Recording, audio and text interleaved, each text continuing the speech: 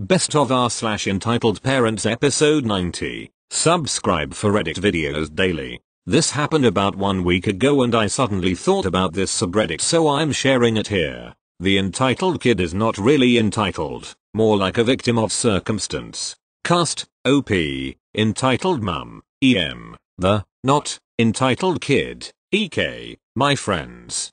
So one day one of my friends decided to invite the whole gang out during the holidays to go to Universal Studios because we haven't seen each other for more than 3 years, so we all agreed.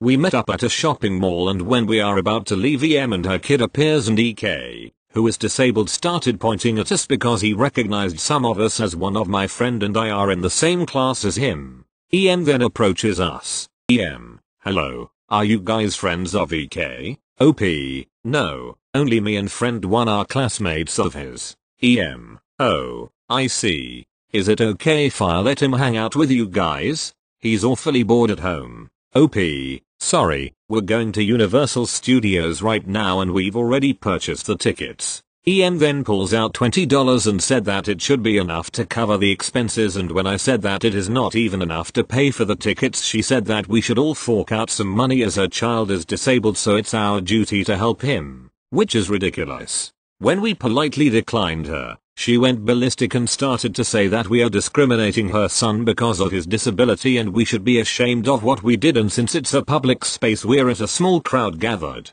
My friends and I were put in a bad light by the passerbys as they think we are bullying a disabled child, so we decided to book it. I still can't believe a day that was supposed to be a happy one for us was ruined by EM just because she thinks that having a disabled son is like a bargaining chip you can use. Thank you. Next. Quick side note, my hair is dyed green and super short right now. This will make sense later. Cast. ED. Abros Jackus. I see. Someone not yet worthy of scorn. Me, Gvoth. M. A reoccurring character that is a manager but was AWOL. BB. Big boss. So I'm sitting at work today doing my job. Eventually ED is up next to have his order taken. Me. Hi, welcome to Nondescript Food Place. What can I get started for y'all? ED. That wait was way too long. I want to fatten my annoying ass up meal with the M1C1C B5 and B5. Me, internally wondering how 5 minutes of waiting is considered long. Sorry about that wait, sir. Alright, give me a moment to get that made for you.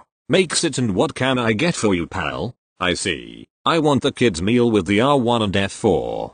Me, just so you guys know, the F4 is $75 more. Said since some people can't seem to read. ED, whatever, I don't care. Just hurry it up already. Me, okay then sir. I make the kids meal and take it down to my register, and ring it up. Me, okay, your total will be $17.87, or something. Would you like to donate to the children's hospital? ED, ugh, why is it so expensive? Me, well, you do have the F4 for the kids meal. ED, whatever, here.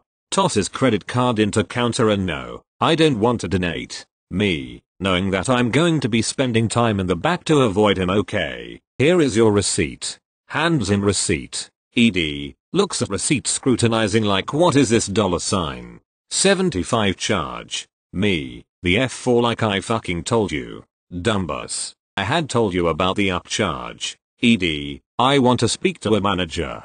Sadly, M wasn't there today, but BB was walking by at just the wrong moment. Me, BB, this guest wants to talk to you. BB, reads my face and knows. Okay, while ED and BB talk, I did my cleaning. I later found out that ED wanted a refund for the difference, and wasn't given it. But wait, there's more. About the normal length of someone eating goes by while I'm doing my job, and EDC okay message back to the counter. I'm praying and hoping that someone else deals with him.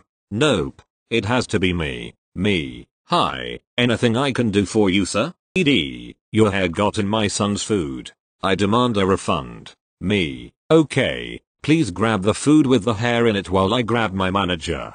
I grab BB and briefly fill him in. BB, okay sir, I just need to see the food. ED, here it is. Smugly shoves it towards us. Both BB and I look at it. There is a hair alright, but it's longer. And blue. BB, sir, This doesn't match my associate's hair color or length at all. Yes it does. Have him take off his hat and prove it. Me, would you mind? Me, sure. I remove my hat and run my fingers through my hair. Not too sure why he thinks it's mine though. It's quite plainly green. Puts hat back on. I see. Comes to the counter. Dad, I want to go home. We look and see that this child has longer blue hair. The jig is up. Sir, I'm not issuing a refund. Sensing that his shenanigans weren't going to get him the refund. If you don't, I'll have you fired. Okay, the number is in the website. Please leave. Walks off. Excuse me. The phone numbers you can file complaints at are on the company site, and you have been asked to leave. Getting redder and redder by the second. I will not leave until I get my refund. I demand to speak to the store manager. Sir, that was the store manager. And again, please leave. I've seen BB have the police remove people by force before. Me laughing inwardly while seeing his face go white at this total lie. Fine. Leaves. We later got a call from the company, but BB cleared it up. That man now has a nice do not serve label now. Thank you. Next. So a bit of background. I live in an old building complex, which has problems with other things, but the main thing is that it doesn't have a washing and drying machine. Therefore I go to a laundromat. I have been going for years to help my mom. I know exactly what to do, but for the most part my job is to fold the clothes and my mother goes to work. This happened in the morning. My mom and I go to the laundromat and do what we have to do. She does most of the first part, which is just the soap and detergent parts. I wait for them to move to the dryers. Once all this is done, my mom goes to work and I start to fold. Everything is fine. The usual. A lady walks in and starts to do her laundry too. I pay her no mind and continue to fold clothes. She finishes and leaves, leaving her clothes in the washers. While washing, there is a point in where it is the best time to put your detergent in, something my mother taught me. It was reaching that point for that lady's clothes. I was thinking two things. Either she didn't wash her clothes like that or she was running late. I paid no mind once again, and a little while later she comes in and starts taking out her clothes. She quickly realizes that no detergent was put in. I have a really bad memory, but the conversation went something along the lines of this. Excuse me? Me, yes. Why is there no detergent put on my clothes? What? What do you mean? I left my clothes here to wash, and nobody has put detergent. I look around the laundromat and the only people here are the owner and I. To be fair, it was pretty early. Me, who was supposed to put detergent in your clothes? Are you stupid? Who else but you? Me, what? You're the one who has to put detergent in my daughter's clothes, but you are dumb and now my daughter's clothes are ruined. Me, what are you talking about? I would have done it if you told me to, but first you have no detergent with you and two you didn't even ask. That sounds like a personal problem. How dare you talk to me like that? I'm older than you. You should have known. At this point I really don't want to deal with her and this dumb issue. Since there weren't that many clothes to fold, I was pretty much almost done. While she kept ranting to me about how I should have known and did what I was told, I quickly packed up my things. I looked her in the eyes while she kept yelling at me. She soon stopped when she looked deep into my face and my I don't care / who asked face. When she stopped, I said one of my favorite phrases, me, sounds personal. I then took off with my clothes and headed home. What most surprised me was the fact that the owner was more invested in her Chinese drama than her customers. Thanks for reading and have a wonderful day. Thank you. Next. Apologies in advance for being on mobile and having a long post. I couldn't pass up my favorite entitled parents story from my short career teaching. I was a computing technology teacher in a private school. Cast, me, the mega underpaid educator entitled Dad of Student and Volunteer Coach FK, student, the football kid NP, new principal. FK was taking my mandatory keyboarding class. This class was simple. We had one practice day, one test day, and one keyboard game day every other week. Grades were posted to the online portal at least weekly. FK was not interested in keyboarding. I get it. It's not a sexy class. He would just sit there through practice and test days, spacing out. After several weeks of warning FK that he was failing my class, offering makeup sessions, and not getting anywhere, I just entered whatever grades he earned into the grade book. The first 9 weeks go through, and he earns a D for my class. This, by school policy, makes him ineligible for playing sports. About 2 weeks after report cards go out, and football season is about to start, ED huffs into my classroom as I am cleaning up for the day. This was many years ago, so some liberties are taken in the recount. ED, I've just found out that FK got a D in your class. How could you let him fail? I only became a coach so I could be my son's coach this year. How could you let this happen? Me, well ED, I have tried to work with FK many times and warned him of his grade, and despite me offering help, unfortunately he earned a D last quarter. I've been posting his grades to the portal. Did you have a chance to review this? ED, I'm only here to coach my son. You need to change his grade so he can play football. Me, sir, the only thing I can offer is that we work with FK this quarter to ensure he is doing the work to earn a better grade. I will also let him replace his lowest grade with a makeup session, per my class policy. Additional back and forth between us, that is generally the same. He wants me to change the grade. I refuse. ED, but he needs to play this quarter. I'm done with this. We are going to talk to Mr. NP, ME. Ook. We walk together to NP's office. NP is very well-meaning. However, the school was struggling financially and I think he felt pressured to cater to parents as to not lose any incoming tuition. ED, NP, ME has failed FK and I can't coach him this semester. I demand that you do something about this. You need to do something. NP, ME, what happened here? I tell him the story. ED, I don't care if he got a D. I want him to play football. NP, ME, do you think there is anything we can do about this? ME, as I have told ED, FK can work this quarter to raise his grade for eligibility next quarter.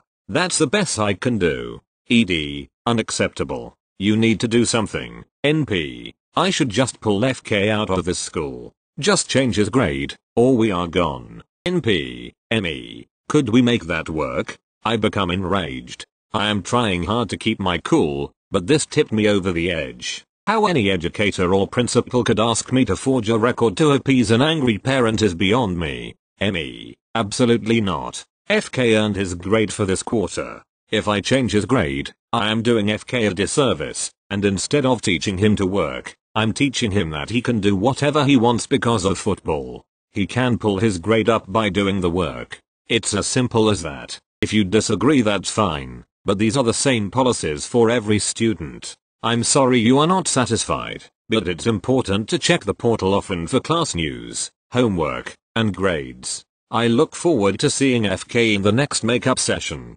I walked out. I guess there was additional back and forth between ED and NP, but ultimately the administration backed up my decision. FK worked through the next quarter, attended makeup sessions, earned a qualifying grade, and happily played football with his dad as coach the following quarter. He was a decent student through the rest of my time. TL. Doctor, kid nearly fails the easiest class possible. Coach dad demands that the principal make me change his grade so kid can play football, and I refuse. Kid goes on to make up his grade and was a decent student thereafter. Edit for formatting because mobile is hard. Thank you. Next. I work in a call center for a large company. We do business with other businesses. Today I received a call from a man stating that he was the father of one of our customers. Apparently, somebody was so rude to his business-owning adult daughter over the phone that she called him crying. When I asked what had been said to this woman to upset her so much, he said whoever spoke with her used a harsh tone and made her feel poor. He then hit me with some of the most inappropriate advice I've ever heard. Next time one of your employees is having a bad day, tell him to take that aggression out somewhere else.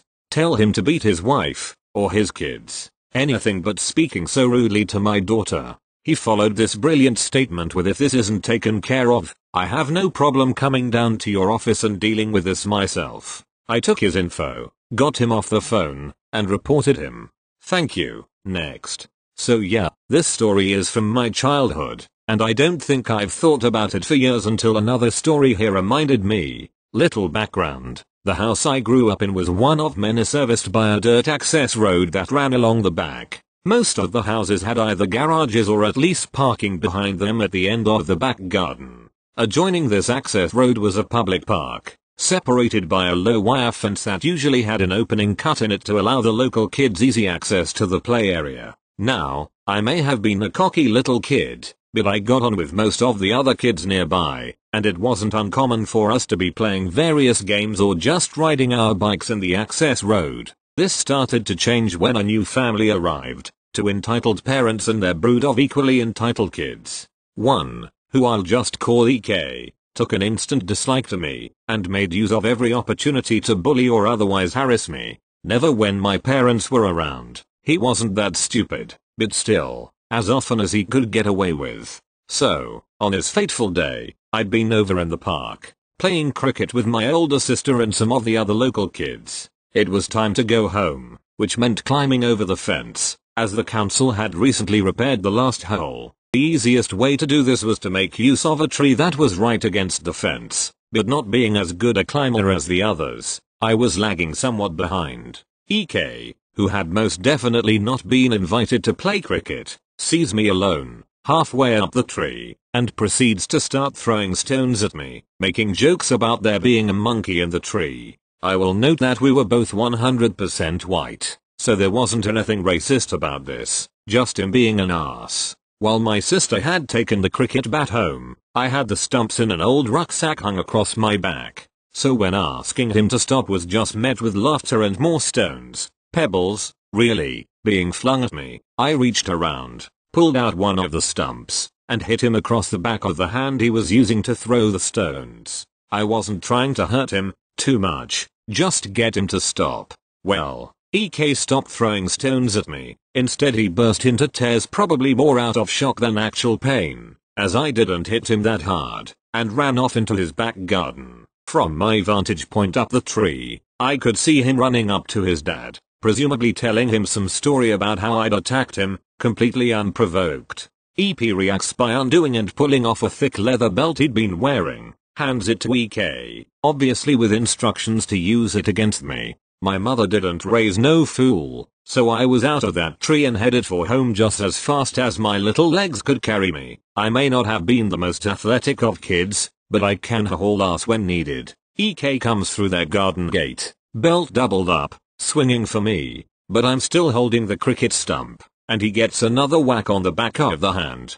harder this time. He dropped the belt, wailing in pain, and I took off before EP could respond. I locked and bolted our garden gate and ran into the house. My sister asked why I was so out of breath compared to how I had been before, and I just told her that I'd had a run-in with EK, and that he'd had the worst of it. Never heard anything from EP about it. They'd learned that, while my mum would fight like the devil if anyone threatened her kids, so they never tried to push it on the occasion when EK got a taste of his own medicine. Fortunately, they moved away a year or so later, and the new family was a lot nicer. Thank you. Next. When my boyfriend and I were both 23, i.e. young, broke, fresh out of college, his mother-in-law made a random special trip to the city we live in so she could take us out for dinner and then pushily tell us she wants to be a surrogate for us. We're two guys. We have always been clear we don't ever want kids and she hates it. I kind of very politely pointed out that she's pushing 60 and I don't think she'll still be ovulating much longer.